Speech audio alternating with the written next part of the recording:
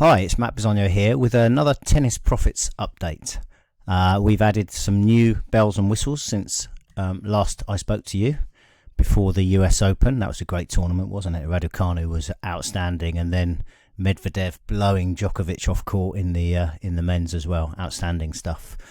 Okay, to business. So what have we done? Well, the first thing you'll notice from the stats.tennisprofits.com page today when you click on a match is that the match opens in a new tab.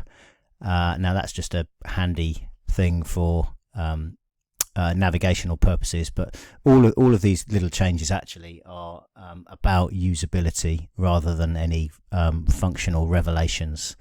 But yeah, so just clicking on a match from the all matches page is going to open it in a new tab rather than the same tab. What else have we done? If you change the filters, this will be particularly helpful if you're viewing on a mobile or tablet device. If you change one of the filters, previously you had to click the apply button here. Now, as you can see, it auto applies the new filter and it scrolls, whereas before when you clicked apply it took you to the top of the page. It now scrolls to the filters section, so that's pretty handy, especially if you're on a mobile device, but for all of us that's quite useful. Just a little time saver really. What else have we got? A couple of other little bits that we've got is if you've this is a hard court tournament, but let's say you were looking at clay in the last 1 year. When you change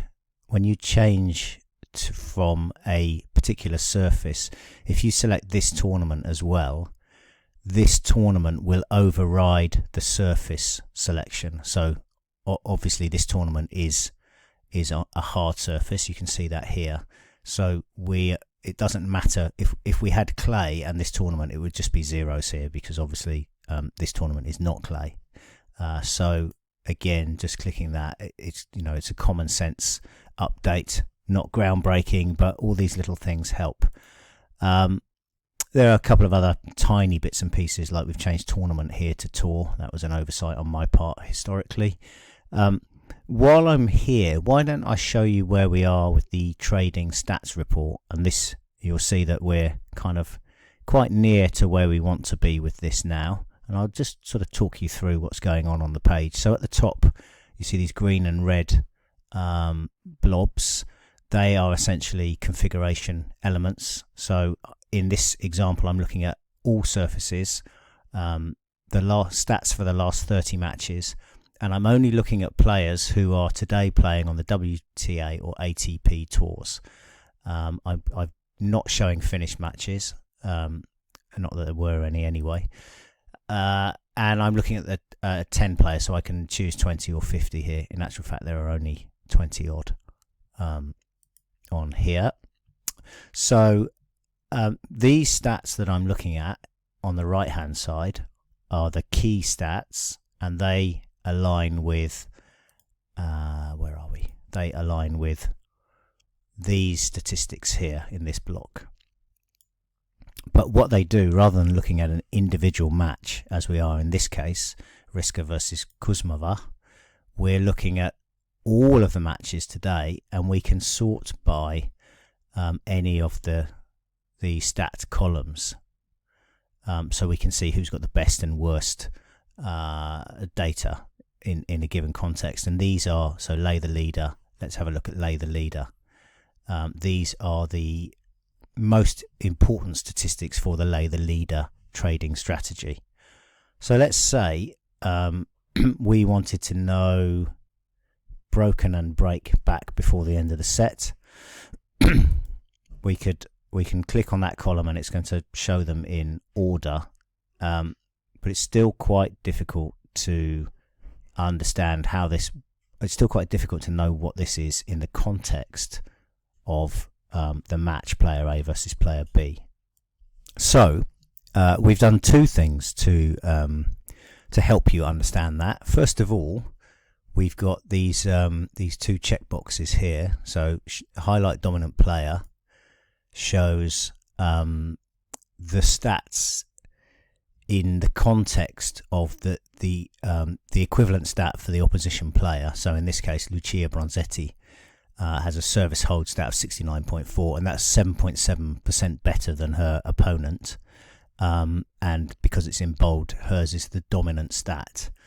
Now, the other thing we can do is if you actually click on her name, it brings her opponent alongside. So now you can see that 7.7 in the context of her opponent Bernarda Perez or something like that, service hold statistic, and so on for all of the stats in this lay the leader context.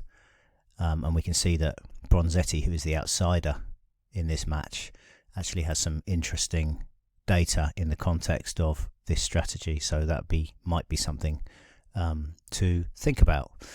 If sometimes you see a number that's kind of 100% and it looks a bit suspicious, if you click this show breakdown button, it will highlight how many of the thing are in the data set. So for instance, lost set 1, won set 2, they're both 50%. In Bronzetti's case, she won set 2 5 out of 10 times, having lost the first set, and Pera won the second set, having lost the first 7 out of 14. So it's quite helpful to understand. You want good percentages here, but you also want a reliable sample size, ideally. And finally, you don't want the window to be too cluttered, so we can see this data and then we can get rid of it and just focus on what we want to do.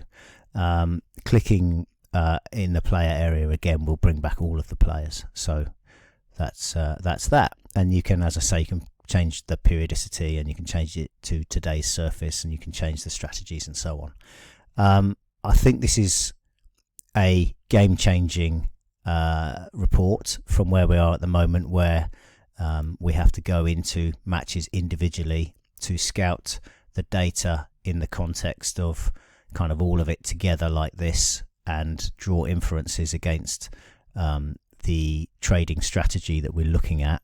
Now it's much more digestible, I think, and I hope that you'll agree that this is going to be a big step forward in your research stage in terms of finding matches that fit the respective strategies. And of course we'll add more strategies in here as time passes. I know I've been saying for a few weeks this is nearly ready. It's my opinion that it's much better to get it right before we put it out to you than to kind of half bake it, if you like. So apologies, it's taking a little bit longer than anticipated, but I hope you'll agree that when you get your hands on this, it will be a very valuable tool in your tennis trading armory.